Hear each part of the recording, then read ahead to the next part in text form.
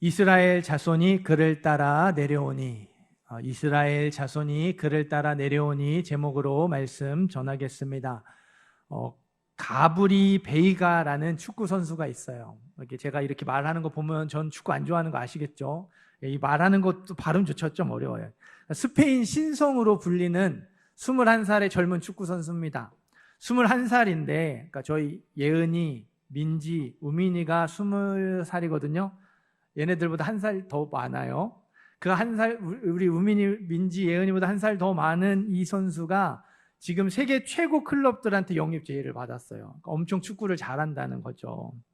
이 프랑스 리그, 이탈리아 리그, 축구를 잘하는 리그로 이적이 유력한 상황이었는데요. 정말 뜬금없이 사우디아라비아 리그로 이적을 하게 됐어요. 이 사우디아라비아 리그는 석유 나서 돈 많잖아요. 그래서 비싸게 그 은퇴 직전에 전성기 지나서, 전성기 있는 선수들은 거기 안 오니까 전성기 지난 은퇴 직전의 선수들을 비싼 돈 주고 불러와서 리그를 조금 이렇게 유명해지게 만들려고 하는 데거든요. 그런 사우디아라비아 리그를 이제 막 전성기에 접어드는 스페인 최고 유망주가 가게 된 거예요. 전혀 예상하지 못했던 이적 그 소식이에요. 기사 제목이 21살 스페인 신성 충격 대반전, 예상 깨고 사우디행, 이렇게 나왔어요. 저는 축구 별로 안 좋아하는데 이제 그 키워드를 검색하다 보니까 이제 이 기사를 접하게 됐어요. 사람들의 예상과 다른 선택, 사람들의 기대와 다른 선택에 이슈가 되어서 이게 이제 기사화되었던 것 같아요. 여러분들 이제 표정을 보시니까 저처럼 축구 별로 안 좋아하시는 것 같아요. 아, 그런가 보다, 그냥 갔나 보다 하시는데요. 조금 여러분들에게 마음에 또 와닿는 조금 이렇게 또 우리 주변의 사람 이야기를 소개하겠습니다. 한 회사에요, 영업 잘하기로 유명한 지점장이 있어요. 올해 상반기 영업 실적도 엄청 좋아가지고 회사에서 그 주는 상 있죠. 영업왕 이런 상을 받았어요. 지점장의 자리에서 올릴 수 있는 실적은 다 올렸습니다. 이제 내심 임원으로 승진하는 걸 기대하고 있었던 상황이에요. 이번 이 여름 인사에 임원으로 승진을 못하게 되더라도 더 좋은 지점으로 옮겨가는 게 회사 내부 분위기였대요. 그런데 여름에 인사했던 결과 더 안 좋은 지점으로 옮겨가게 됐어요. 그러니까 사실상 좌천인 거죠. 속된 말로 회사에서 팽당한 거죠. 이 지점장 본인도, 같이 근무하던 직원들도요, 전혀 예상하지 못했던 인사 결과였어요. 지점장이 회사에 강한 배신감을 느꼈습니다. 내가 얼마나 회사를 위해 몸바쳐 일했는데, 얼마나 열심히 뛰었는데, 얼마나 많은 성과를 남겼는데 배신감을 느낀 거죠. 이제 퇴사를 진지하게 고민하고 있다는 얘기를 들었어요. 축구 선수든 아니면 지점장이든 기대와 다르게 벌어지는 일, 전혀 예상하지 못했던 일, 이게 저와 여러분의 일상에서도 자주 일어나죠. 지난 한 주의 삶에서도 이런 일들 있었을지 모르겠어요. 오늘 말씀에도 예상하지 못했던 하나님의 손길, 기대와 다르게 일하시는 하나님이 나와요. 우리 12절 말씀을 한 번 더 읽어볼게요. 12절 읽습니다. 이스라엘 자손이 또 여호와의 목전에 악을 행하니라. 이스라엘 자손이 여호와의 목전에 악을 행함으로 여호와께서 모압 왕 에글론을 강성하게 하사 그들을 대적하게 하시매. 아멘. 이스라엘 자손이 또 하나님 앞에서 악을 행했다고 하죠. 오늘 말씀은요, 두 번째 사사에 대한 내용이거든요. 첫 번째 사사 때 하나님 앞에서 악을 행했다가 이스라엘 자손이 큰 어려움을 겪었어요. 하나님이 은혜를 베풀어 주셔서 이방 민족의 지배에서 구원해 주셨어요. 그걸 잊어버리고 또 하나님 앞에서 악을 행한 거예요. 편해지니까, 어려움이 사라지니까, 이젠 더 힘들지 않으니까 하나님의 은혜를 잊어버리고 또 악을 행했습니다. 또 우상을 섬겼고 또 말씀에 순종하지 않았어요. 하나님만 섬기고 말씀에 순종해야 하는데 그렇게 하지 않은 것이죠. 하나님이 이번에도 이스라엘 자손이 죄를 깨닫고 회개하도록 이방 민족의 지배를 받게 하셨어요. 그런데요, 두 번째 어려움, 두 번째로 찾아온 이방 민족은요, 첫 번째 이방 민족과 달랐어요. 첫 번째 이방 민족은 메소포타미아 왕 구산 리사다임과 메소포타미아 문명에 있었던 이방 민족이었거든요. 이스라엘보다 훨씬 더 잘 살았던 민족, 군사력도 강해서 이스라엘을 지배할 만한 힘이 있는 민족이 쳐들어왔죠. 하지만 두 번째 이방 민족은요, 모압 왕 에글론이었어요. 이 모압은 이스라엘이 요단강 동쪽 땅을 점령했다는 소식을 듣고요, 두려워서 떨었습니다.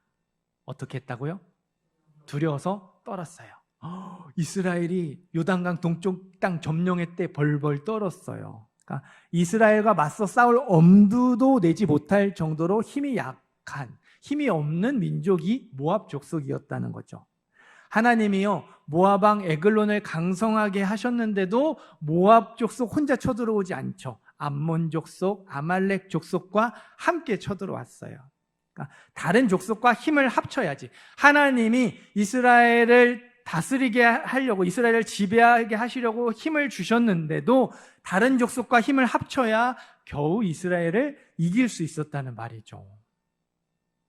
이스라엘 자손이 하나님 앞에서 또 악을 행한 결과 이방 민족에게 지배를 받게 되었어요. 그런데 이번에는요, 자기가 평소에 우습게 보던 모압 족속에게 지배를 받게 되었죠. 첫 번째는 자기보다 강한 민족에게 지배를 받았다면, 두 번째는 자기가 우습게 여기던 자기 밑에 있던 이방 민족에게 지배를 받게 됐던 거예요.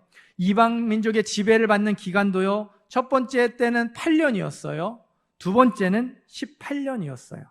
고통의 시간이 2배 이상 늘어났죠. 예상하지 못했던 어려움이었고 예상하지 못했던 고통의 시간이었습니다.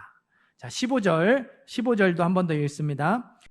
이스라엘 자손이 여호와께 부르짖음에 여호와께서 그들을 위하여 한 구원자를 세우셨으니 그는 곧 베냐민 사람 게라의 아들 왼손잡이 에훗이라.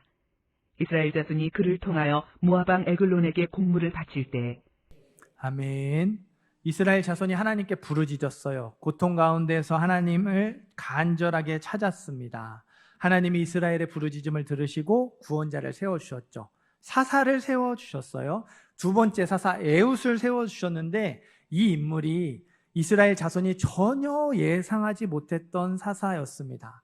첫 번째 사사 온니엘은 유다 지파 사람이었어요. 어디 지파요? 유다 지파. 당시 이스라엘은요, 남쪽 유다, 북쪽 에브라임 지파, 그러니까 남쪽 유다와 북쪽 에브라임 지파 중심으로 똘똘 뭉쳐 있었어요. 가나안 땅을 분배할 때도 유다 지파가 1번, 에브라임 지파가 2번이었어요. 첫 번째 사사가 유다 지파에서 나왔죠. 그러면 두 번째 사사는 어느 지파 순서일까요? 그렇죠. 에브라임 지파에서 나올 차례예요. 그런데 에브라임 지파가 아니라 베냐민 지파, 가장 힘이 없는 베냐민 지파에서 사사가 나왔죠. 베냐민 지파가 예루살렘과 그 주변의 땅, 이스라엘 12지파 중에서 가장 작은 땅을 분배를 받아요. 베냐민 지파가 이 분배받은 땅을 정복했을까요? 정복하지 못했을까요? 정복하지 못했습니다. 예루살렘에 살고 있던 여부스 족속을 쫓아내지 못했어요. 사사기 1장 8절에 보면요, 유다 자손이 예루살렘을 쳐서 점령하여 칼날로 치고 그 성을 불살랐대요. 유다 지파가 어디를? 예루살렘을 점령해서 거기 사는 용사들을 칼날로 치고 죽이고 그 성을 불태웠대요.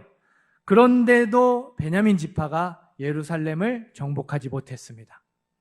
예루살렘에 사는 여부스 족속을 쫓아내지 못했어요. 얼마나 힘이 없는 지파였는지 알 수 있는 부분이죠. 한마디로 말해서요, 사사가 나올 수 없는 지파였다는 말이죠.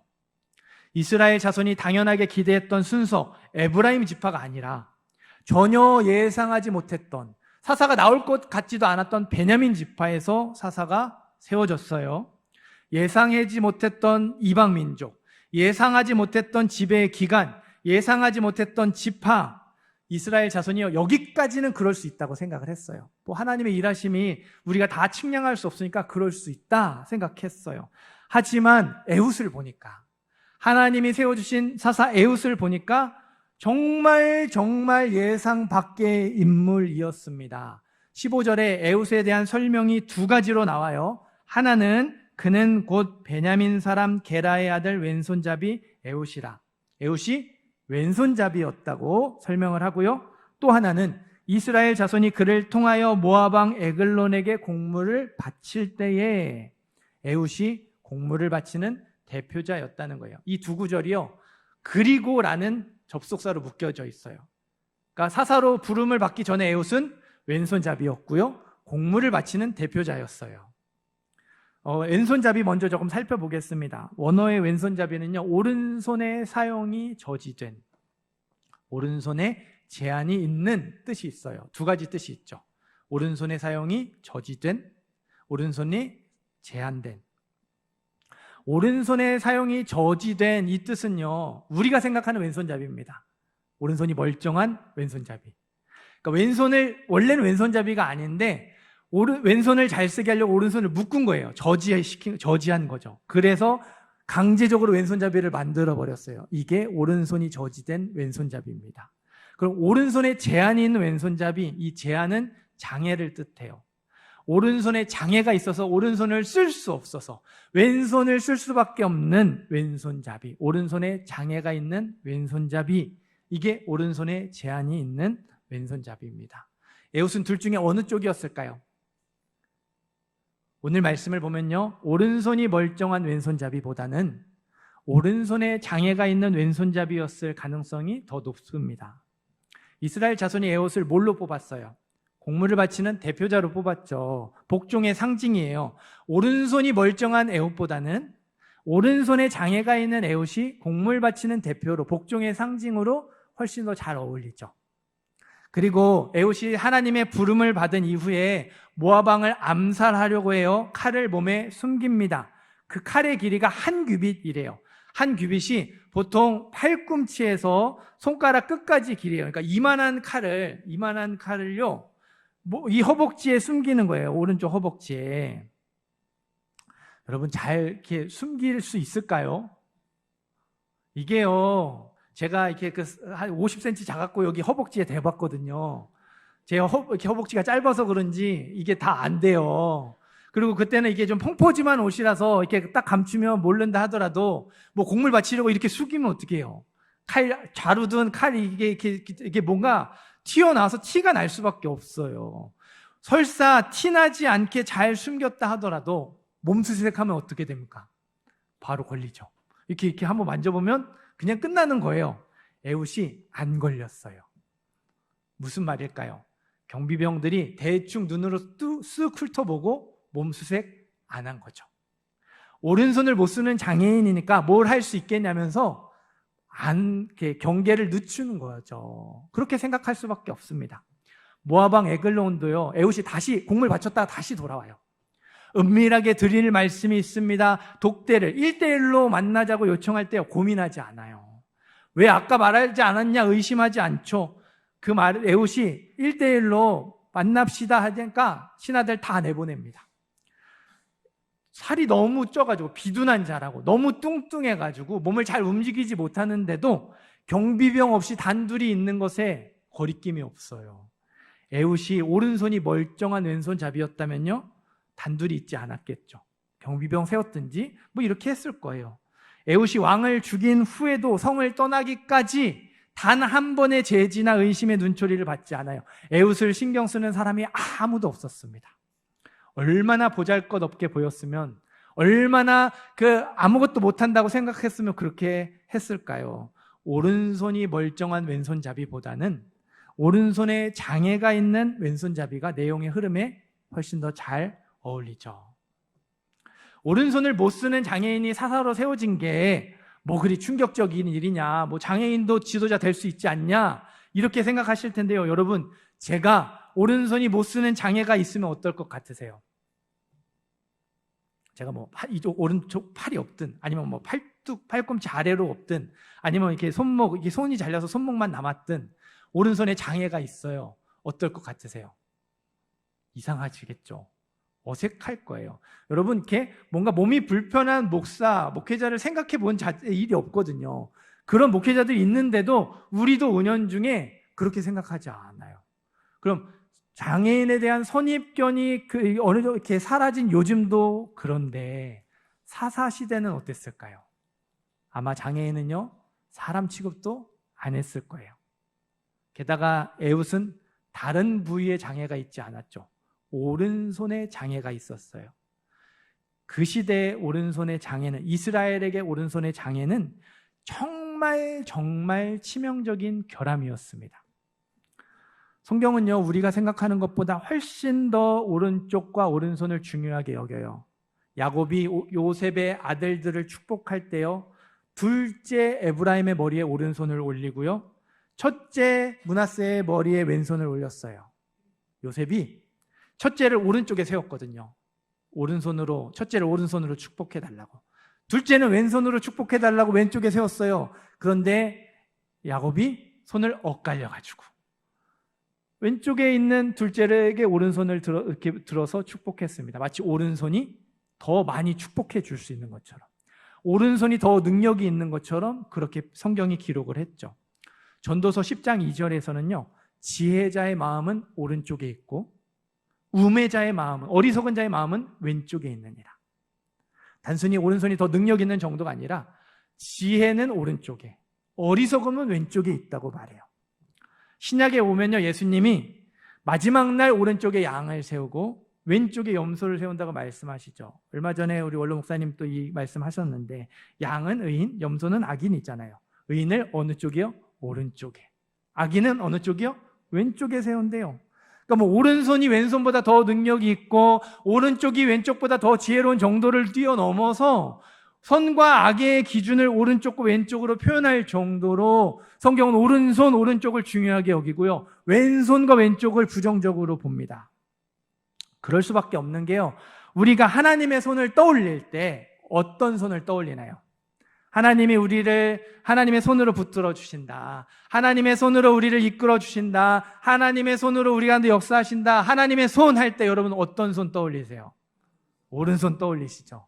하나님의 오른손 이상하지 않아요. 당연해요. 자연스러워요. 근데 하나님의 왼손, 이거 왠지 모르게 어색하죠. 이상해요. 성경 어디에도 하나님의 왼손이라는 말은 나오지 않아요. 사람에게도 왼손이 긍정적으로 사용된 경우는 거의 없습니다. 성경은요, 철저하게 오른손, 오른쪽을 고집해요. 오른손에 권능이 있고 오른손에 능력이 있어요. 오른손으로 원수를 무찌르죠. 오른손으로 축복하고 오른손에 영광이 있어요. 그렇기 때문에 하나님이 세워주신 구원자, 이스라엘의 사사가 오른손, 다른 손도 아닌 오른손에 장애가 있다는 건 예상하지 못했던 것을 넘어서서 도저히 받아들일 수 없는 일이었죠. 이스라엘 자손의 마음이 어땠을지를 상상해 보셨으면 좋겠어요. 예상하지 못했던 모압 족속의 지배를 받았죠. 고통의 시간인 18년, 예상하지 못했던 긴 시간이었어요. 하나님께 살려달라고 기도했어요. 예상하지 못했던 베냐민 지파에서 사사가 세워졌죠. 사사로 세워진 사람을 보니까 오른손이 불구인 장애인, 우리가 복종의 상징으로 곡물이나 바치라고 보냈던 에웃이었어요. 첫 번째 사사가 누구예요? 온니엘, 그 유명한 갈렙의 조카였습니다. 갈렙의 조카 온니엘과 오른손에 장애가 있는 곡물 바치는 대표자 에웃, 너무 비교되지 않아요? 기도 응답이 전혀 예상하지 못했던 것으로 나타났죠. 오른손이 불구인 사사 에웃으로 나타났어요. 이스라엘 자손의 눈에는요, 이게 하나님의 권능과 하나님의 영광과 하나님의 축복이 우리에게서 끊어진 것처럼 보일 수밖에 없었죠. 기도에 응답해 주신 게 아니라 기도에 거절하신 것처럼, 하나님이 우리를 버리신 것처럼 느껴질 수밖에 없었어요. 이걸로 끝나지 않아요. 에웃이 사사로 부름받고 나서 모압 왕 에글론을 암살하죠. 16절부터 26절까지 이 암살 장면이 매우 자세하게 길게 나오죠. 사실 이 부분을 빼도요, 내용의 흐름에 전혀 문제가 되지 않아요. 15절에서 사사로, 오른손이 불구인 복종의 상징이었던 에웃이 사사로 부름을 받고 다 뛰어넘어가서 27절로 가가지고 군대를 소집하고 모압과 맞서 싸워서 승리하는 것, 이렇게 이야기가 흘러가면요, 약함을 강함으로 바꾸시는 하나님, 그렇죠? 오른손이 불구인 사사를 통해서 이스라엘을 구원하시는 하나님의 능력, 내용이 훨씬 더 은혜롭게 진행이 되죠. 우리가 생각하는 하나님의 구원, 하나님의 승리는요, 이 암살이라든 그 은밀하고 불법적인 방법보다는 정면 대결, 정정당당한 방법이 잘 어울리기 때문에 그래요. 예상하지 못했던 인물이 사사라는 것도 받아들이기 어려운데 이스라엘을 구원하는 방법마저 예상하지 못했던 방법, 암살이었습니다. 오늘 말씀에는요, 이스라엘 자손이 예상했던 대로 이루어지는 게 하나도 없어요. 이스라엘 자손이 기대했던 대로 이루어지는 게 하나도 없습니다. 처음부터 끝까지 온통 예상 밖의 일들로, 예상하지 못했던 것들로 가득 차 있죠. 하나님이 이스라엘 자손의 부르짖음을 들으시고 이스라엘을 위해 사사를 세워주셨어요. 하나님이 이스라엘 자손을 긍휼히 여기셔서 이스라엘 자손과 하신 약속을 신실하게 지켜주셨습니다. 그러나 하나님이 어떤 사람을 사사로 세워주시며 어떤 방법으로 승리하게 하시는가? 이건요, 이스라엘을 구원하겠다는 약속과 다른 문제였어요. 잘 들으세요. 하나님이 이스라엘을 구원해 주겠다 약속해 주셨어요. 그래서 이스라엘 자손의 부르짖음을 들으시고 사사를 세워주십니다. 구원해 주십니다. 그러나 어떤 사람을 사사로 세우는가? 어떤 방법으로 이스라엘을 구원하고 이스라엘이 승리하게 하는가? 이건 하나님이 이스라엘을 구원하겠다는 약속과는 다른 문제입니다. 다른 차원의 문제예요. 하나님은 두 번째 사사를 오른손이 불구인 에웃으로 세워주셨어요. 암살이라는 정정당당하지 못한 방법으로 승리하게 하셨습니다. 이스라엘 자손을 구원하겠다고 약속해 주셨기 때문에 그 기도에 응답해 주셨지만 그 약속을 이루시는 때와 방법은요, 이스라엘의 바람대로 되는 게 아니었거든요.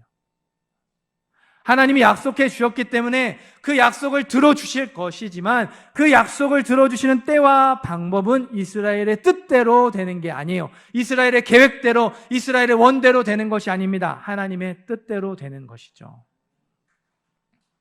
인적이 뜸한 골목길에 한 청년이 죽어가고 있었어요. 청년이 하나님께 살려달라고 간절하게 기도했어요. 하나님 살려주세요. 하나님 살려주세요. 하나님 제 앞에 나타나셔서 이 상처를 고쳐주시고 저 좀 살려주세요. 기도했어요. 얼마 후에 응급차가 왔습니다. 응급차에서 내린 의사가 청년을 병원으로 데려가려고 했어요. 청년이 거절합니다. 하나님이 살려주실 거라고 믿고 기도했거든요. 하나님이 자기 앞에 나타나셔서 기적적인 방법으로 자기를 고쳐주실 거라고 믿었거든요. 응급차가 떠나갑니다. 청년이 계속해서 간절하게 기도해요. 하나님이 나타나시기를 기다립니다. 이번에 소방차가 와요. 소방차에서 내린 소방관이 청년을 병원으로 데려가려고 했어요. 청년이 또 거절했어요. 왜요? 아직 하나님이 안 나타나셨거든요. 하나님 나타나 주셔야 되는데 안 나타나셨어요. 소방차 역시 떠나갔습니다. 청년이 과다출혈로 죽고 말았어요. 천국에 간 청년이 하나님께 화를 내며 따지죠. 하나님 어떻게 그럴 수 있어요? 하나님 어떻게 나에게 그러실 수 있어요? 왜 내 기도 들어주지 않으셨나요? 하나님이 청년에게 말씀하십니다. 나는 내 기도에 응답해 주었다. 2번이나 살 수 있는 기회 주었는데 네가 거절한 거잖아. 말씀하셨어요. 이제 이게 인터넷에 올라온 이야기인데 간절하게 기도하는 성도들의 모습을 비꼬고 기독교를 비판하기 위해 만든 이야기더라고요. 하지만 이야기에 교훈이 있어요. 하나님이 일하시는 방법은 우리가 생각한 것과 다를 수 있다는 거죠. 하나님의 역사는요, 분명히 사람의 힘으로 할 수 없는 놀라운 것입니다. 그래서 안 되는 것도 되게 하는 게 하나님의 역사잖아요. 그러나 때로는 누구나 당연하게 여기는 지극히 자연스러운 방법으로 그 하나님의 놀라운 능력이 나타나기도 한다는 거예요.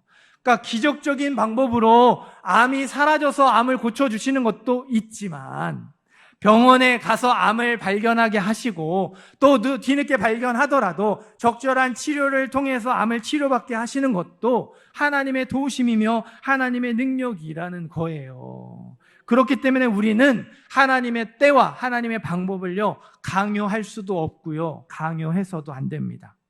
하나님은 반드시 우리의 기도에 응답하십니다. 하나님은 반드시 우리의 기도에 응답하세요. 그러나 언제 어떻게 응답하시는가? 예스로 응답하시는가? 노로 응답하시는가? 웨이스로 응답하시는가? 이건 하나님의 주권입니다. 하나님의 영역이에요. 여기 부모님들 많이 계시죠? 자녀가 간절히 바라고 원하는 게 있어요.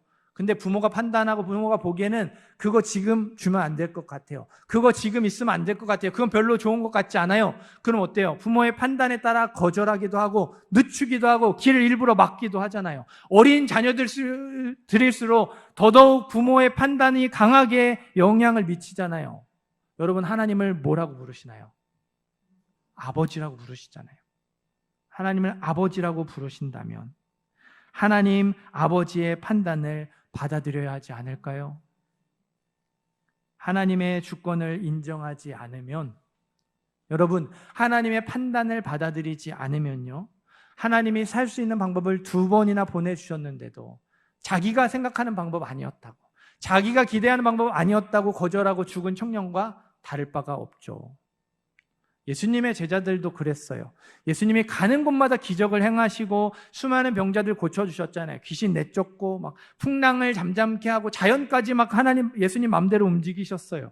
예루살렘 성에 들어가실 때 사람들이 나와서 겉옷을 깔고 종려나무 가지 흔들면서 예수님 맞이했어요. 막 그 예루살렘 성이 들썩들썩했습니다. 성전을 뒤엎으셨죠. 종교 지도자들이요, 한마디도 못했어요. 예수님을 어떻게 하지 못했어요. 이제 제자들 막 신이 났어요. 이제 예수님이 로마 정권 뒤집어 엎고 로마 제국에서 이스라엘을 해방시킬 거다. 다윗과 같은 강력한 나라를 세우실 거라고 기대했습니다. 예수님이 왕이 되면 다들 예수님 옆에서 한 자리씩 차지할 생각에 들떠 있었죠. 하지만 예수님 제자들의 기대와 정반대로 움직이셨어요. 아무 조항 없이 끌려가셨고 죄 없는데 억울한 십자가에서 억울하게 죽임 당하셨어요. 그러나 어떻게 되었죠? 그 십자가 죽음이 우리를 구원하는 길이 되었고 우리를 살리는 길이 되었어요. 예수 부활이 나의 부활이 되었습니다. 예수님은 제자들이 기대했던 방법으로 승리하신 것이 아니고요, 패배의 방법이었던 무기력한 죽음으로 승리하셨어요. 우리 27절부터 29절, 27절부터 29절 한 번 더 읽어보겠습니다. 그가 이르러 에브라임 산지에서 나팔을 불매 이스라엘 자손이 산지에서 그를 따라 내려오니 에훗이 앞서가며 그들에게 이르되 나를 따르라. 여호와께서 너희의 원수들인 모압을 너희의 손에 넘겨주셨느니라 하매 무리가 에훗을 따라 내려가 모압 맞은편 요단강 나루를 장악하여 한 사람도 건너지 못하게 하였고 그때 모압 사람 약 10,000명을 죽였으니 모두 장사요 모두 용사라. 한 사람도 도망하지 못하였더라. 아멘. 이스라엘 자손이 어떻게 반응했나요?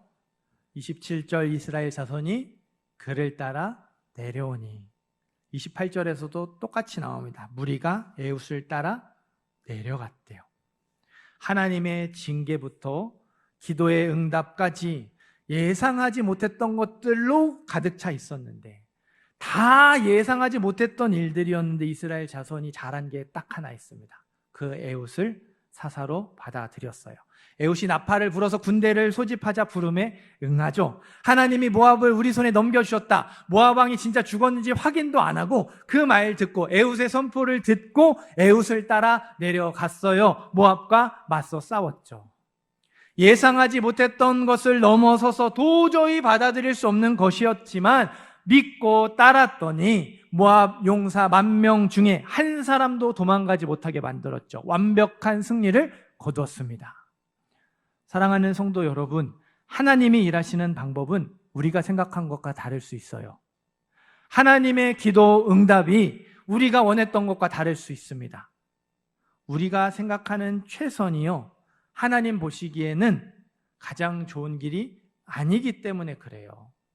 우리는 그게 최선이라고 생각해서 그렇게 기도하고 때와 방법과 원함을 정해서 기도하는데, 계획을 세워서 정하는데, 우리의 바람을 하나님 앞에 올려드리는데 하나님 보시기에는 그게 우리에게 좋은 길이 아니에요. 가장 좋은 길이 아니죠. 오히려 우리가 생각하는 최악, 하나님 그건 안 돼요, 그렇게 하시면 안 돼요 하는 그 최악의 길이 하나님 보시기에는 가장 좋은 길일 때도 종종 있다는 말이에요. 하나님은 우리를요, 가장 좋은 길로 인도하세요. 우리가 보기에 가장 좋은 길이 아니고요. 하나님이 판단하셔서 하나님이 보시기에 가장 좋은 길로 저와 여러분을 인도해 주십니다. 잠언 16장 18절 말씀을 인용할게요. 교만은 패망의 선봉이요 거만한 마음은 넘어짐의 앞잡이니라. 한번 따라해 보시겠어요? 교만은 패망의 선봉이요 거만한 마음은 넘어짐의 앞잡이니라. 네, 교만은 패망의 선봉이요 거만한 마음은 넘어짐의 앞잡이니라. 하나님은 교만이 망하는 지름길이라고 말씀하셨어요. 거만한 마음, 막 높아지는 마음만 교만이 아닙니다. 자기 생각과 자기 방법과 자기 계획을 고집하는 것도 교만이에요. 성경이 말하는 교만은 하나님처럼 되려는 마음이거든요. 내가 너보다 나아, 이것만 교만이 아니라 내가 하나님의 자리를 차지하고 내가 주인이 되려는 마음을 교만이라고, 하나님처럼 되려는 마음이 교만이라고 말합니다. 하나님의 주권을 인정하지 않는 것, 하나님의 판단을 받아들이지 않는 것, 우리 인생의 주인공이 하나님이 아니라 내가 되려는 마음, 내 인생의 주인을 내가 되려는 것, 그게 교만이라고 말해요. 그게 망하는 지름길이라고 말합니다. 교만한 그리스도인은요, 기도라는 운전대를 잡고 하나님을 자기 마음대로 조종하려고 해요. 기도라는 동전을 넣어서 하나님이라는 자판기에서 원하는 걸 뽑아내려고 해요. 하나님을 자기 원하는 대로 자기 마음대로 이용하려고 합니다. 하나님 이것도 주세요. 저것도 주세요. 이거 필요하고 이거 이렇게 해주셔야 돼요. 그래야 나 원하는 대로 살 수 있어요. 하나님을 자기 원하는 대로 이용하려고 해요. 하나님이 자기 뜻대로 움직여주시지 않을 때 화를 내죠. 원망하죠. 불평해요. 왜 내 기도 들어주시지 않냐고 그렇게 따지죠. 그러면서 하나님과 되지도 않는 힘싸움하면서 힘들어합니다. 괴로워합니다. 그러나 겸손한 그리스도인은 그렇게 하지 않아요. 운전석에 앉지 않습니다. 옆자리에 앉죠. 조수석에 앉아요. 운전대를 하나님께 맡겨드리죠. 내 인생이라는 차, 내 가정이라는 차를 하나님이 직접 운전하시도록 맡겨드려요. 생각했던 길이 아닐 때도 있죠. 기대했던 방법이 아닐 수도 있어요. 그래서 내가 그 운전대 다시 잡고 싶은 마음이 굴뚝 같지만 겸손히 하나님의 인도하심에 순종하려고 몸부림쳐요. 왜냐하면 그게 더 빠른 길이고 그게 더 좋은 길임을 알고 있기 때문에, 믿고 있기 때문에 그렇습니다. 하나님은 우리 인생의 베스트 드라이버가 되세요. 하나님은 우리 가정을 누구보다, 우리보다 더 가장 잘 세워주실 수 있는 분이십니다. 믿으세요? 우리보다 우리의 인생을 잘 인도하실 수 있는 분, 우리보다 우리 가정을 더 잘 세워주실 수 있는 분, 이 분이 하나님이라는 사실을 믿으셔야 돼요. 이게 시작, 이 믿음이 시작이고 이 믿음이 전제예요. 이 믿음이 없으면요, 내 인생, 내 가정을 하나님께 맡길 수 없어요. 못 믿는데 어떻게 맡깁니까? 내가 더 잘한다고 생각하고 내가 더 잘할 수 있다고 생각하는데 어떻게 맡겨요? 못 맡기죠. 하나님이 나보다 내 인생을 더 잘 운전하실 수 있다고 믿어야 맡길 수 있고요. 하나님이 우리 가정을 더 잘 세우실 수 있다고 믿어야 하나님께 맡길 수 있습니다. 우리가 이렇게 운전을 할 때도 그렇잖아요. 이렇게 운전을 하시는 분들, 운전하시기도 하지만 때로는 조수석에 앉기도 하고 뒷자리에 앉으실 때도 있습니다. 길을 잘 아시는 분, 운전을 못하더라도 길을 잘 아시는 분들도 계시죠. 근데 운전자를 신뢰하면 어때요? 내가 아는 길, 이렇게 가야 되는데 다른 길로 가요. 그럼 알아서 잘 가겠지 하면서 참견하지 않죠. 그 운전자에 대한 신뢰가 있으면요, 내가 아는 길이 빠른 길인데 그 길과 다른 길로 가더라도 저렇게도 갈 수 있고 알아서 잘 가겠지 하면서 맡기죠. 참견하지 않아요. 하나님이 내 인생을 더 잘 운전하실 수 있음을 믿으면요, 그렇게 될 수 있다는 거예요. 내가 생각했던 길이 아니더라도, 내가 기대했던 때와 방법이 아니더라도 이렇게 가도 갈 수 있겠지. 하나님이 잘 인도해 주시겠지. 맡길 수 있다는 거예요.